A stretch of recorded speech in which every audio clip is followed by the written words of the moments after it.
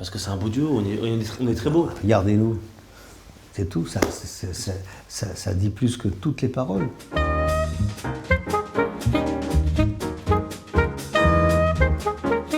De ta génération? Oui. C'était quoi, Michel? Ah, de ma génération. Maintenant, c'est Pitié. Mais avant, la phrase de... Je sais pas. Moi, c'est...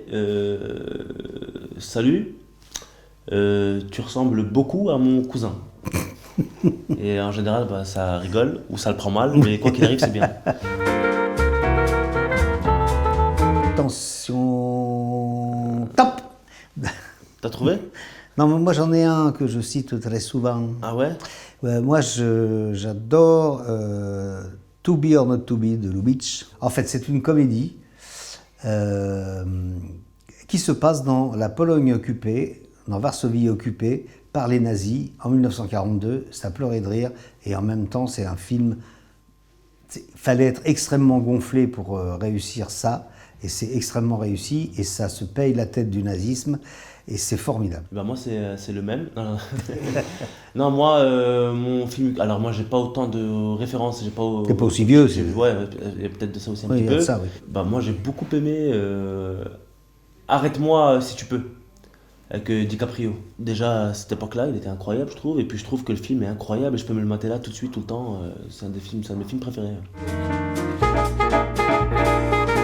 Je vous dirais Lorraine Bacall, mais il y a en France, il y a eu Arletty. Alors je vais parler d'un temps où bref, dans Les Enfants du Paradis, où c'est assez exceptionnel. Hein. Bah écoute, moi c'est parce que j'étais amoureux d'elle quand j'étais plus jeune. C'est Julia Roberts.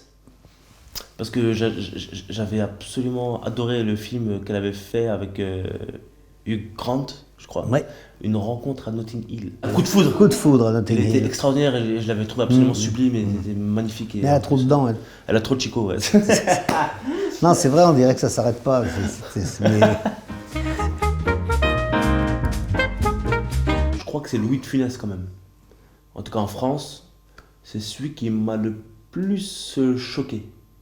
Même pas marqué, choqué. Ouais, parce que il est unique, c'est incroyable. Enfin, je pense que ce qui est fou avec ce monsieur, c'est que il a réussi à marquer toutes les générations. Pour ce qui me concerne, c'est vrai que j'ai été très marqué par les films de Funès que j'ai vus. Alors moi, je les ai vus quand il les a fait pratiquement à la sortie. Pour me démarquer, je dirais Gabin, parce que dans un genre très différent, moi je suis fasciné. Il est impérial, il est magnifique. Même de dos, on a l'impression qu'il joue bien, c'est extraordinaire. À des titres différents, des gens colossaux, il y a Depardieu. Hein. Depardieu, c'est dans le bon sens, des fois un petit peu dans le mauvais, mais un monstre.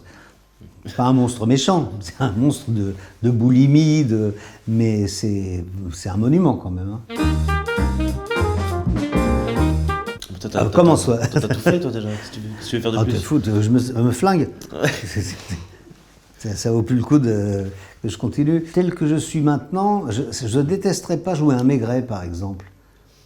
Mais ça a été très bien fait, notamment par Gabin, et donc j'aurais les jetons d'aller là-dedans. Ouais. Et toi, vas-y, balance moi j'aurais aimé jouer dans des gros blockbusters, tu sais les mecs balèzes, c'est un Rambo quoi, un héros de ouf. Mais ça on m'empêche moi. Mais j'ai pas l'étoffe, ouais, mais moi aussi je crois en vrai Michel. Oui, mais non, ça je peux pas. Ou alors une fée. Éventuellement une fée. Une fée? Bon, oui, une fée. Mais plutôt Maigret. Ah non, mais attends, tu m'as donné une idée. J'aurais adoré interpréter le rôle de Peter Pan. Incroyable ce film. C'est mon Peter Pan préféré. Dans le genre, les gens qui savent se servir de la musique, il y a deux trucs différents. Il y a la bande-son de Barry Lyndon, qui est quand même assez formidable.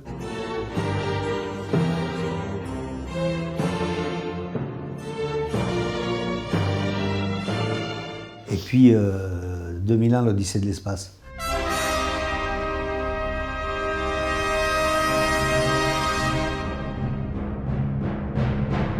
Parce que souvent, on utilise la musique classique pour lui faire le trottoir, c'est-à-dire genre ça va ramener du pathos ou ceci ou cela. Là, c'est des musiques qui n'ont rien à voir avec ce qu'il y a à l'image, et en même temps, les deux ensemble, ça raconte quelque chose, ça raconte une troisième chose. Non, moi, je crois que c'est Le Seigneur des Anneaux.